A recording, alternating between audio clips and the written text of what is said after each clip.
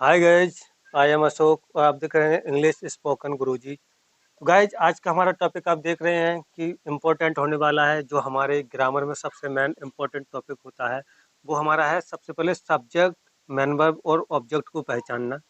तो गाइज मैंने यहाँ पर ऑब्जेक्ट, सब्जेक्ट और मैन वर्ब की डेफिनेशन के थ्रू समझाने की कोशिश की है। तो समझ लेते हैं कि सब्जेक्ट, ऑब्जेक्ट और मैन वर्ब होते क्या है। तो गाइज चलते हैं, क्या है डेफिनेशन ऑफ सब्जेक्ट में देख लेते हैं कि परिभाषा क्या है हमारे कर्ता की। जब किसी के द्वारा कुछ करना बतलाया जाए या किसी के बारे में कुछ कहा जा रहा हो उसे हम कर्ता कहते हैं। जैसे सोहन काम कर रहा है, कौन काम कर रहा है? सोहन काम कर रहा है। तो सोहन के बारे में कुछ करना बतलाया जा रहा है या सोहन के बारे में कुछ कहा जा रहा है या किसी के द्वारा कुछ करना बतलाया जाए। कौन कर रहा है? यहाँ सोहन काम कर रहा है, सोहन पढ़ रहा है। तो कौन कर रहा है? सोहन पढ़ रहा है, इसलिए क्या है, सोहन को हम यहाँ सब्जेक्ट मानेंगे। अगर मैं बोल देता मैं कर रहा हूँ तो कौन कर रहा है? मैं कर रहा हूँ, यानी मैं कर रहा हूँ, मेरे लिए मतलब मैं करता हूँ। या मैं पढ़ रहा हूँ या कर रहा हूँ, तो ये हमारा मैं हो जाएगा। जैसे जब किसी के द्वारा किसके बारे में कहा जाए, मेरे बारे में कहा जा रहा है कि मैं पढ़ रहा हूँ, तो यहाँ कर्ता कौन हो जाएगा? मैं। या सोहन के बारे में कहें तो सोहन, या उनके बारे में कहें या हम के बारे में कहें तो इनको हम क्या कहते हैं? सब्जेक्ट। सब्जेक्ट हमारा यहाँ पर प्रोनाउन सब्जेक्ट भी दिया गया है, आई, बी, यू, दे, और भी काफ़ी होते हैं। चलिए मैं एग्जांपल के थ्रू अभी समझाता हूँ, पहले डेफिनेशन को समझ लेते हैं। डेफिनेशन और ऑब्जेक्ट देखिए। डेफिनेशन ऑफ ऑब्जेक्ट, ऑब्जेक्ट यानी कर्म की परिभाषा। ऑब्जेक्ट मीन्स होता है, हिंदी में हम कर्म कहते हैं। कर्म की परिभाषा, जब कर्ता किसी काम को करता है, कर्म किसे कहते हैं? जब कर्ता किसी काम को करता है तो उसे हम कर्म कहते हैं। जैसे यहाँ मैंने बताया था सोहन करता हुआ।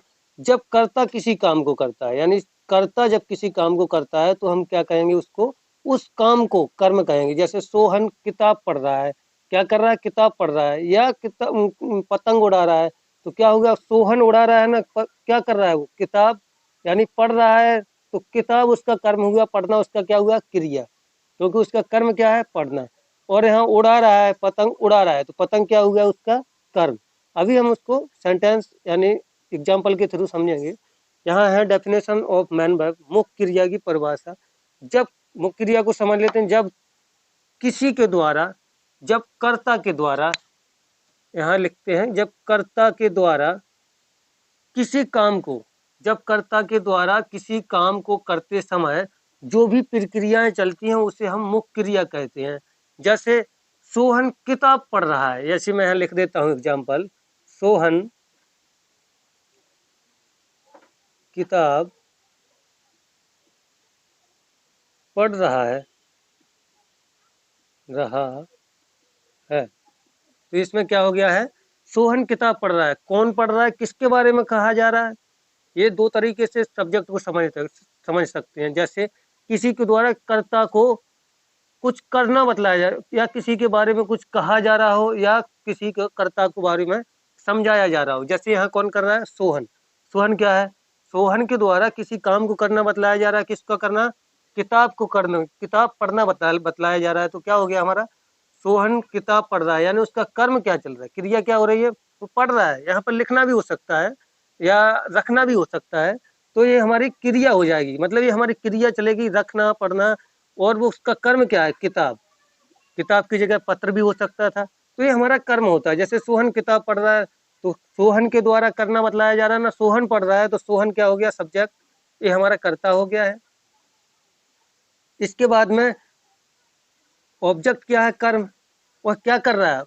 किताब पढ़ रहा है, यानी किताब हमारा ऑब्जेक्ट हो गया है। अब पढ़ना उसका क्या हो गया? क्रिया। प्रक्रिया चल रही है, किताब को पढ़ रहा है, उसमें क्या प्रक्रिया चल रही है? यानी पढ़ना की प्रक्रिया चल रही है। क्या चल रही है? पढ़ना प्रक्रिया चल रही है। तो यहाँ पर पढ़ना को क्या करेंगे? मुख्य क्रिया कहेंगे। तो ये हमारा पढ़ना हो गया मुख्य क्रिया, क्रिया। और किताब क्या हो गया हमारा? ऑब्जेक्ट, यानी कर्म। अब ये हमारा, इसको हम बना के दिखा देते हैं। सोहन किताब पढ़ रहा है, हमारा प्रेजेंट कंटिन्यूअस टेंस का है।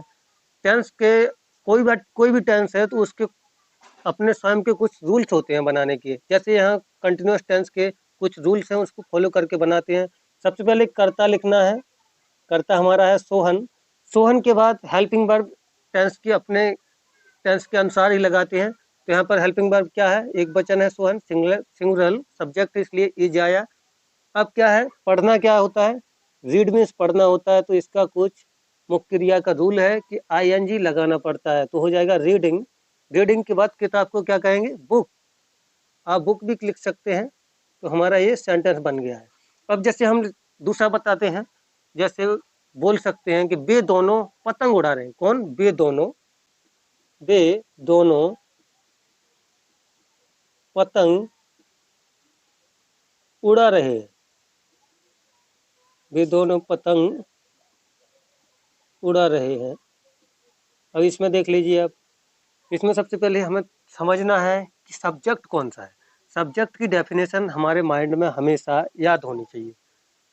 सभी की, सब्जेक्ट, मैन वर्ब और ऑब्जेक्ट, इन तीनों की डेफिनेशन हमारे दिमाग में हमेशा याद होनी चाहिए। जैसे हमने यहाँ पर देखा वे दोनों पतंग उड़ा रहे हैं, तो इसमें हमें पहचानना है कि सब्जेक्ट क्या है। सब्जेक्ट हमारा किसके बारे में बात चल रही है या किसके द्वारा कुछ करना बतलाया जा रहा है, वे दोनों मतलब वे दोनों के बारे में बात चल रही है, या वे दोनों द्वारा कोई काम करना बतलाया जा रहा है, तो उसको हम क्या कहते हैं, वही तो हमारा सब्जेक्ट होता है। तो ये हमारा सब्जेक्ट हुआ, हमने पहचान लिया ये सब्जेक्ट है। उसके बाद मुख्य क्रिया क्या है, वे दोनों क्या काम कर रहे हैं, पतंग उड़ा रहे हैं ना, पतंग उड़ा रहे हैं, तो इसमें प्रक्रिया क्या हो रही है, उड़ाना।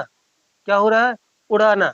और एक और मुख्य क्रिया को पहचानने के लिए किसी भी टेंस की पहचान छुपी रहती है। जैसे ये प्रेजेंट कंटिन्यूअस टेंस का है, तो इसमें रहा है मुख्य क्रिया के लास्ट में लगा है, एक तो पहचाने हैं।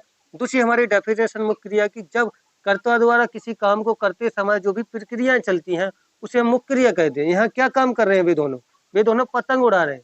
क्या प्रक्रिया चल रही है, प्रक्रिया चल रही है उसकी, उड़ा रहे हैं।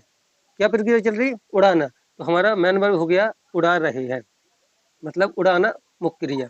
अब ऑब्जेक्ट क्या है, क्या कर्म है उनका, वो पतंग उड़ा रहे हैं। क्या कर रहे हैं, पतंग उड़ा रहे हैं। तो पतंग उड़ाना, उड़ाना उनका मुख्य क्रिया हो गई, तो हमारा ऑब्जेक्ट बचा है पतंग। इसको हम बना के दिखा देते हैं। वे दोनों की अंग्रेजी लिख देते हैं। दोनों की अंग्रेजी होती है बोथ। ऑफ से हम सब वर्ड को जोड़ते हैं और दे का ऑब्जेक्टिव हो जाता है देम, बोथ ऑफ देम, वे दोनों। अब वे दोनों है तो ये हमारा प्लूरल हो गया, ये बहुवचन हो गया। बहुवचन में हमारी बहुवचन हेल्पिंग वर्ब लगेगी आर। आर के बाद प्रेजेंट कंटिन्यूअस टेंस का इसलिए आर आएगा ना। इसके बाद में मेन वर्ब क्या है, उड़ाना, फ्लाई। अब इसमें क्या करते हैं, आईएनजी जोड़ते हैं, तो फ्लाइंग, और साथ में क्या आ गया, ऑब्जेक्ट। अब हमारा ऑब्जेक्ट लिखते हैं, तो यहाँ ऑब्जेक्ट कर देते हैं अ काइट। ओनली काइट भी लिख सकते थे।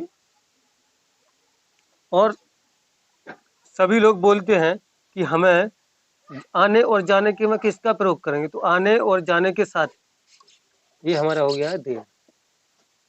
तो गाइज आई होप कि आपको ये वीडियो पसंद आया होगा। वीडियो पसंद आया है तो चैनल को सब्सक्राइब करें, लाइक करें और शेयर करें।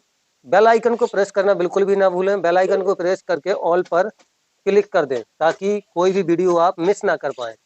ओके गाइज, आज के लिए इतना ही, मिलते हैं नेक्स्ट वीडियो में, तब तक के लिए जय हिंद।